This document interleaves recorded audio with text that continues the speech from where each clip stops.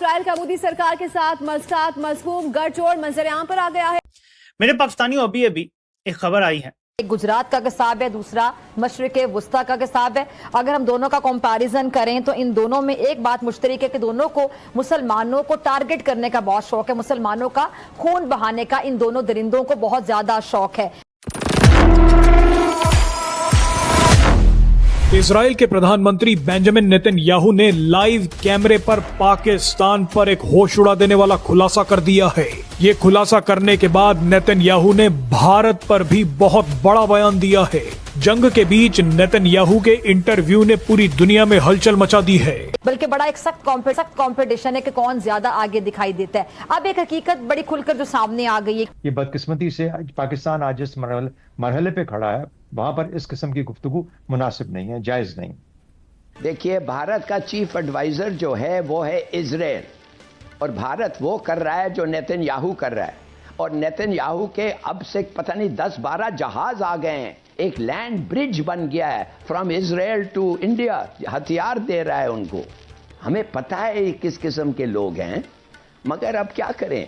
ठीक कह रहे हैं, इसराइल के जहाजों की बात भी आप दुरुस्त फरमा रहे हैं, शिप की तस्वीर भी उन्होंने जारी की है, बाज़ाब्ता क्यों लगी हुई है, ये सारी बातें यहां तक ठीक है। लेकिन क्या हलाली साहब आप ये समझते हैं कि अगर इसराइल जो इसका गॉडफादर है वो इसके पीछे खड़ा है, तो चाइना इस वक्त या ईरान हमारे साथ, किन ममालिक को आप देख रहे हैं कि वो हमारे साथ इस वक्त खड़े हैं मुश्किल वक्त में। एक अमेरिकी चैनल को इंटरव्यू देते हुए नेतन्याहू ने पाकिस्तान की इज्जत नीलाम कर दी है।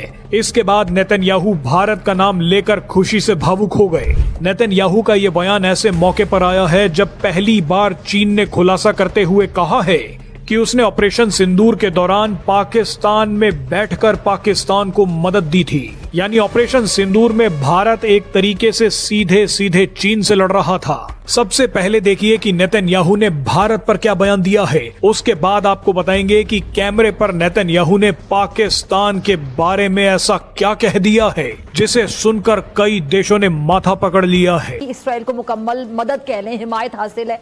अच्छा, वैसे जो इसराइल और भारत में 1960 की दहाई में फौजी ताउन शुरू हो गया था, लेकिन अब ये इंसानियत के जो दो ये मुजरिम है बाकायदा, मोदी और नेतन्याहू, इसे एक नई बुलंदियों पर पहुंचाना शुरू हो गए हैं। और ऐसे वक्त में जब गजा में निहत्ते फलस्तीनियों पर जुल्मों सितम तोड़ने, नस्लकुशी करने पर पूरी दुनिया इसराइल पर बाकायदा थू थू कर रही है, वहीं पर ये जर का पुजारी कह लें, इंसानियत का दुश्मन कह लें, नरेंद्र मोदी डॉलर कमाने के चक्कर में इसराइल को धड़ाधड़ असलहा, गोला बारूद बेच रहा है। और यही नहीं बल्कि इसराइल को इफरादी कुव्वत भी फराहम कर रहा है। ये अच्छा, भारत ने गुज़िश्ता दहाई के दौरान भी मैं आपको जरा बताऊं कि इसराइल से $2.9 बिलियन मालियत की फौजी साजो सामान दरामद किया था। इसमें जंगी ड्रोन, मिसाइल, रडार और निगरानी का जो निजाम है वो शामिल है। और इनमें बहुत से हथियार ऐसे हैं जो मकबूजा कश्मीर में बाकायदा।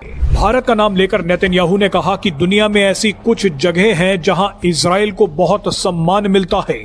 नेतन्याहू ने कहा कि भारत की आबादी 1.4 अरब है। भारत में इजराइल बेहद लोकप्रिय है। हमने कुछ समय पहले पीएम मोदी का बड़े ही स्नेह के साथ स्वागत किया। मैं जब अपनी पत्नी सारा के साथ भारत गया था तो वो मेरे जीवन का सबसे शानदार पल था। इतना बोलने के बाद नेतन्याहू ने पाकिस्तान के राज कैमरे पर खोलने शुरू कर दिए। नेतन्याहू ने दुनिया को बताया कि पाकिस्तान सोशल मीडिया पर एक ऐसा खेल खेल रहा है जिसके बारे में अभी तक किसी को नहीं पता था। नेतन्याहू ने बताया कि पाकिस्तान हजारों फर्जी अकाउंट बनाकर पहले इजराइल के समर्थन में बातें लिख रहा था, जिससे लोगों को लगे कि ये हजारों लोग इजराइल के समर्थक हैं। लोगों को विश्वास हो जाए कि ट्वीट करने वाले ये लोग इजराइल से बहुत प्यार करते हैं। लेकिन इसके बाद अचानक यही सोशल मीडिया अकाउंट्स इजराइल को गाली देने लगते हैं। लिखते हैं कि हम इजराइल से प्यार तो बहुत करते हैं, लेकिन इजराइल अब बदमाशी कर रहा है। नेतन्याहू ने बताया कि ऐसे फर्जी अकाउंट उन लोगों के मन में इजराइल के प्रति नकारात्मक छवि बनाते हैं जो दुनिया भर में बैठकर खबरें देखते हैं।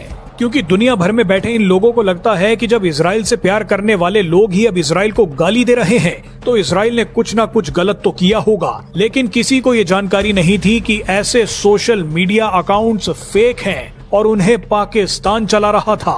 नेतन्याहू ने एक बड़ा बयान देते हुए कहा कि पाकिस्तान अमेरिका और इजराइल के बीच दरार डालने की कोशिश कर रहा है। आपको बता दें कि पाकिस्तान ने यही घटिया हरकत ऑपरेशन सिंदूर के दौरान की थी। अच्छा, मेरे सवाल का जवाब नहीं आपने दिया। अच्छा, एक मुझे आपकी बात बड़ी अच्छी लगती है, आप सवाल का जवाब नहीं देते, आप उल्टा सवाल कर देते हैं। चीमा साहब मेरी बात सुनिए कि पहलगाम जो है जिस तंजीम ने किया था उसने उसकी रिस्पॉन्सिबिलिटी भी ली थी, नॉट वंस बट ट्वाइस। फिर जब इंटरनेशनल प्रेशर बढ़ा तो फिर उन्होंने पैंतरा बदला कि नहीं नहीं नहीं वो तो जनाब हमारा सिस्टम हैक हो गया था, इस वजह से हो गया, वो हो गया। तो आपको पता है उस चीज का। तो आप देखिए इंटरनेशनल लेवल पे इंटरनेशनल मीडिया ने, इंटरनेशनल ऑर्गेनाइजेशंस ने, किसी ने इसको बायस नहीं किया कि ये जी फॉल्स फ्लैग ऑपरेशन था।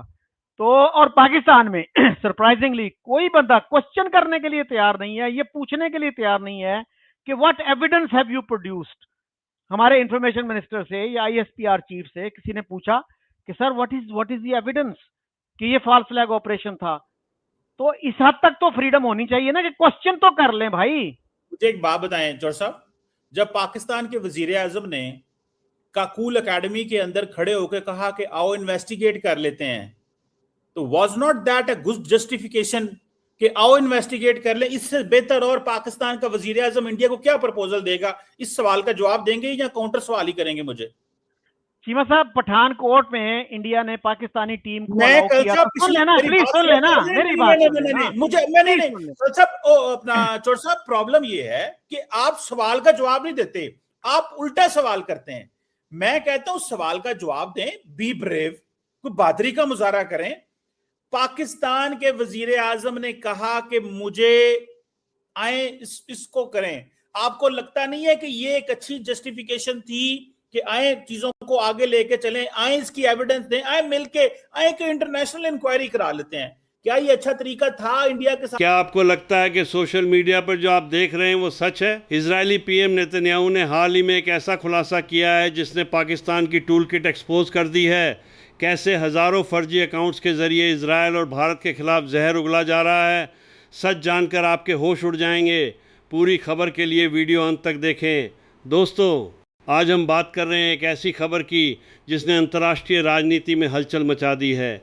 इजरायल के प्रधानमंत्री बेंजामिन नेतन्याहू ने हाल ही में दुनिया के सामने पाकिस्तान का वो चेहरा बेनकाब किया है जिसे अब तक डिजिटल प्रोपेगेंडा के पीछे छिपाया गया था।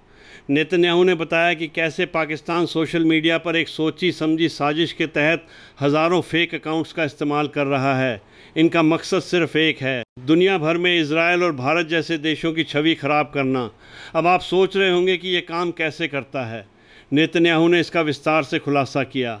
उन्होंने बताया कि ये अकाउंट्स पहले खुद को इजरायल का बड़ा समर्थक दिखाते हैं, अच्छी अच्छी बातें लिखते हैं ताकि लोगों का भरोसा जीत सकें, लेकिन जैसे ही कोई बड़ा मुद्दा आता है ये अचानक अपनी भाषा बदल लेते हैं और इजरायल को गाली देना शुरू कर देते हैं। इससे दुनिया को ऐसा लगता है कि इजरायल के अपने समर्थक ही अब उसके खिलाफ हो गए हैं।